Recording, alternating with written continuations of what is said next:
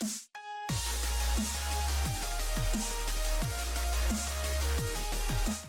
everyone, my name is Wedge and welcome to Battlebond Spoiler Season, the new Magic set that focuses on two-headed giant limited gameplay. If you've missed our first video on the subject, you're gonna want to check that out by clicking the link on the screen. If you enjoy Mythic Rare Planeswalkers, yeah, you'll like that video. Now, without further ado, we have a bunch of cards to talk about, and if you enjoyed this video, be sure to hit that like button. Helps out a lot.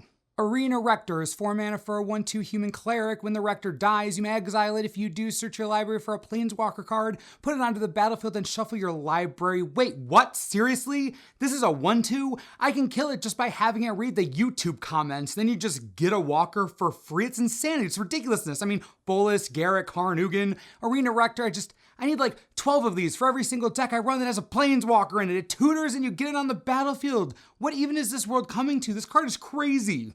Land tax is back. Hot dang, Mythic Rare, gorgeous artwork from the Judge gift program, but here's the thing. Land tax is $35. This is a huge money reprint, but the foil Land tax Judge promo, yeah, that thing's $100. Only foil version of Land tax, so get ready to chase the lottery, friends. Land tax is back and looking to pay you out huge. Also, decent in Battlebond since you have 2 opponents to check for more lands than you, so, that's value.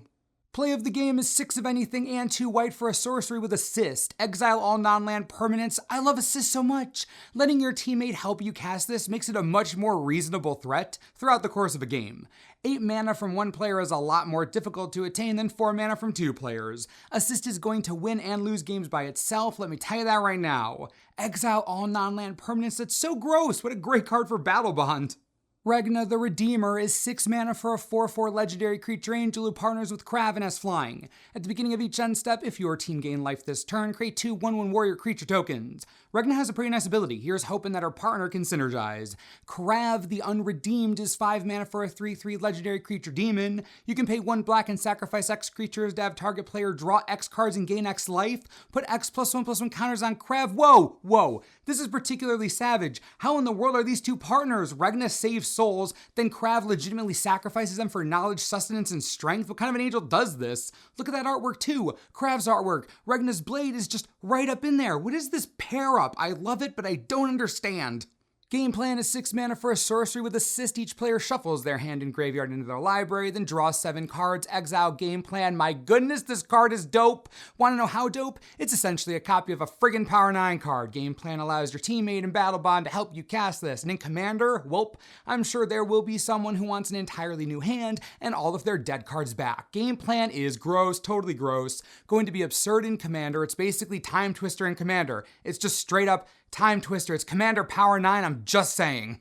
Huddle Up is 3 mana for a sorcery with assist. Another player can pay up to 2 of this spell's cost. 2 target players each draw a card. Assist is genius. Being able to spread the mana cost burden of a spell to 2 players, something teammates have wanted to do forever. Huddle Up is a pretty simple cantrip and at sorcery speed, but the mana cost flexibility is huge. It's decent. Sower of Temptation is coming back for the first time ever, around $10 right now. This is absolutely a welcome include in this type of set. Sower lets you grab any creature on the battlefield. This includes both opponents, your teammate. There's a lot of flexibility here, and I think that makes it a genius include in a 2-headed giant base set. And if that weren't enough, talk about a slam dunk reprint. True name Nemesis is back. Thank goodness this dumb little Merfolk rogue has needed a reprint since it was first printed, to be honest. I think the coolest thing about True Name coming back is that it isn't completely busted. You get to name a player, but this is a 2v2 format, which means their teammate can still wreck you. It isn't just game over. I think that in particular makes this a genius reprint for the set. And being mythic is fine. Battlebond isn't exactly a speculator's format, so it's going to be opened a lot and it will go the way of conspiracy. It'll crash most all prices for a while, mythic or not, and we can finally get it in foil. We're running hot. I guess this set is all about reprints because Tidespout Tyrant also back. Another $10 card printed only in Dissension up to this point is a bit popular in Legacy in addition to Commander. Bringing another card back at Rare worth $10 in a $4 pack, y'all, I think we're looking at the beginning of a solid value set right here. Keep your minds open. I'm feeling cautiously optimistic here. Archfiend of Despair is 6 of anything and 2 black for a 6/6 demon with flying. Your opponents can't gain life. At the beginning of each end step, each opponent loses life equal to the life that player lost this turn. Dang, this demon is expensive, but that ability, my goodness. Even if you just get through with the Archfiend, that's 6 damage and then 6 lost life from the trigger. Imagine adding a few more creatures to that and done. Game over. Archie is huge, totally gigantic, really difficult to cast, but if you do, probably wins you the game. Reprints everywhere up in here. Diabolic Antennas back with some sick artwork and its first real reprint. Sitting above $20 and rising, the intent needed to reprint something fierce. What a great response to the rising cost. Still a rare instead of a mythic, and with that bomb artwork. Diabolic Intent is another card saved from low supply nonsense. I did not expect this, honestly. So many reprints. Mind Blade renders 2 mana for a 1/3 Ozra warrior whenever your opponents are dealt combat damage. If any of that damage was dealt by a warrior, you draw a card and you lose 1 life. Warrior Tribal up in here, coming in. We're going to see more warriors in this video too, which means warriors are definitely a thing in this format. What's particularly cool about this is that the render can trigger from opponents being dealt combat damage by any warriors, not just your own. So your teammate can swing in and boom, you draw a card. If you and your teammate have enough warriors, render's so good. Virtus the Veiled is 3 mana for a 1/1 legendary creature Ozra assassin who partners with Gorm the Great and has Death Touch. Whenever Virtus deals combat damage to a player, that player loses half their life rounded up. Holy butts, now this is a powerful ability. The only problem, finding a way to get little Virtus to deal combat damage to a player. He's a 1/1 after all. Good thing Gorm the Great is his partner. 4 mana for a 2/7 legendary creature giant warrior with vigilance. Gorm must be blocked if able, and Gorm must be blocked by 2 or more creatures if able. What a combo! Gorm and Virtus are great together. Gorm is like a tank, and Virtus is like a melee DPS, a rogue in World of Warcraft. His name is probably Virtus Stab Facer, Stabby McStab, Stabber, XX Stab, 420 Blaze It. XX, yeah, people in World of Warcraft, not that creative. Anyways, it's a great combo of creatures. One tanks, the other wrecks an opponent. I love the synergy, and when you get one in the pack, you get both. So it's great. Now, not all partners are legendary in the set. Impetuous Protege is 3 mana for a 0/4 human warrior who partners with a Proud Mentor. Whenever it attacks, it gets +X/+0 until end of turn, where X is the greatest power among tapped creatures your opponents control. Proud Mentor, 3 mana for a 1/1 that you can pay 1 white and tap to tap target creature. Direct synergy, 1/2 punch, tap down something huge, smack them with the power of that creature, and they lose a blocker. So gross. Uncommons, so much easier to get than the rare mythic partners, but very cool nonetheless and definitely powerful. This set, it's looking pretty grand.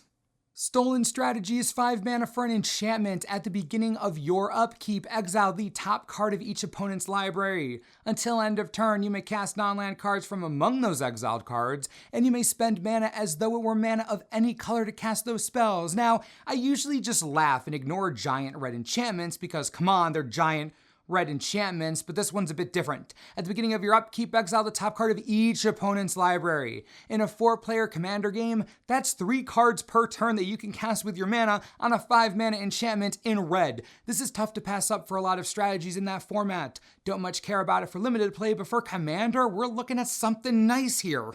Doubling Season is back for the first time since ancient Greece was a superpower. I have a few things to say about this. First, any reprint at all is better than no reprint, so we can celebrate there. Second, printing this in a set like Battlebond instead of a master set aces, no $10 MSRP nonsense, works out as far as I'm concerned. Assuming there's any type of counter strategy at all in this set, Doubling Season becomes an absurd sealed or draft 2-headed giant card. Just to be fair, I hate that it's a mythic rare instead of a normal rare like in Modern Masters, but I guess they're justifying that via limited power. Honestly, I'm just ecstatic that it's back in the set with $4 boosters instead of 10, and I think we can all agree that's a really, really good thing. I need to breathe.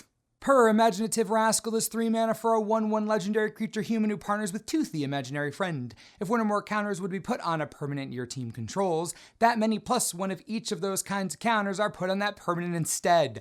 Very much like Winding Constrictor, this drops with a powerful ability, basically proliferating counters all over the place.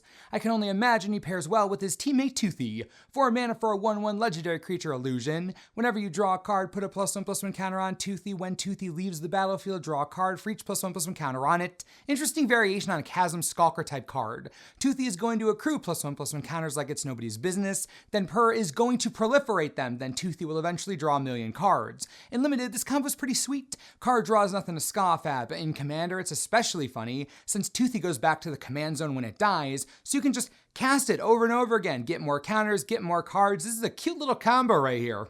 Why not keep the reprint train rolling with Veteran Explorer and Swords to Plowshares? Neither one of these is worth very much money, but they're both playable, strong uncommons in the set. And you can bet Veteran Explorer in foil is going to be real nice and real expensive. Think about that for a second. Hot dang. Oh, Vigor is back! Hallelujah! The $20 staple in Omnith, Mile, and Gave is finally coming back for the first time! Commander players have been waiting for this for some time. Solid reprint. And with the +1/+1 counter synergy going on in the set already, you can bet Vigor will bring a lot of power to the table. Honestly, read this card, it's totally absurd. Vigor's back, and with the original art. Yes, I love this set! I don't know about you, but I was not expecting this much value out of Battlebond at all. I didn't even think we'd get cards that Conspiracy would use, but I was so wrong. I was dead wrong.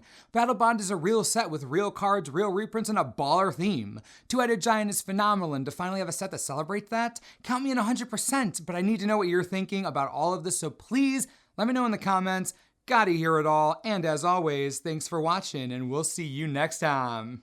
This video is brought to you in part by TCGplayer.com. Battlebond is only a few weeks away already, which means if you're into this two-headed giant set and you want to get your hands on it as soon as possible, I got you back.